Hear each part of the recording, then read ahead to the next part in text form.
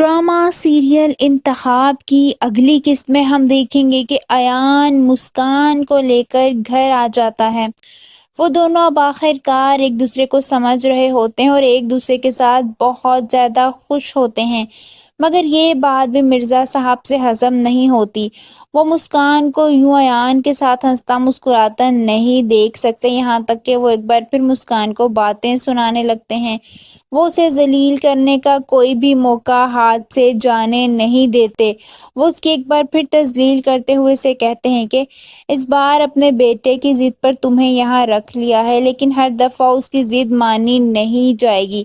وہیں ہم دیکھیں گے کہ ساشا اپنی ماں کے پاس آتی ہے جب اسے پتہ چلتا ہے کہ زارون موہنی کو گھر لے آیا ہے۔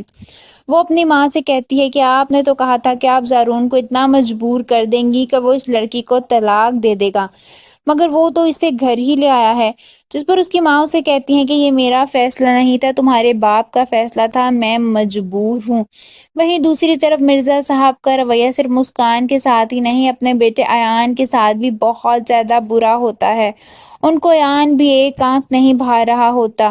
وہ اپنی عادت سے مجبور ہوتے ہیں اور ایان کو بھی خوب باتیں سنانے لگتے ہیں۔ دوسری طرف موہنی اپنی ماں کو گھر فون کرتی ہے اور ان کے کان بھرتے ہوئے کہتی ہے کہ آپ کی بیٹی کو ایان خوش نہیں رکھ سکتا، اس کی اوقات اس گھر میں دو کوڑی کے برابر بھی نہیں ہے۔ وہیں دوسری طرف زارون کو اب موہنی پر شک ہونے لگتا ہے، اسے لگتا ہے کہ موہنی کا سارا پیسے کی وجہ سے ڈرامہ ہے۔ وہ موہنی کے پاس آتا ہے اور اسے کہتا ہے کہ مجھے ایسا کیوں لگ رہا ہے کہ تمہیں مجھ سے زیادہ میری جائیداد میں دلچسپی ہے۔ وہیں ہم دیکھیں گے کہ روہما کی ماں یعنی ساشا کی ساس ایک نئی شرط رکھتی ہیں۔ وہ ساشا کی والدہ سے کہتی ہیں کہ زارون کے حصے کی ساری پراپرٹی آپ کو روہما کے نام کرنی ہوگی، اسی وجہ سے ہی ساشا کا گھر بھی بسا رہے گا۔ مگر وہ لوگ انکار کر دیتے ہیں۔ یہ بات سن کر ساشا کے ساس گھر جاتی ہیں اور اسے ہاتھ سے پکڑ کر دھکے دے کر گھر سے باہر نکال دیتی ہیں۔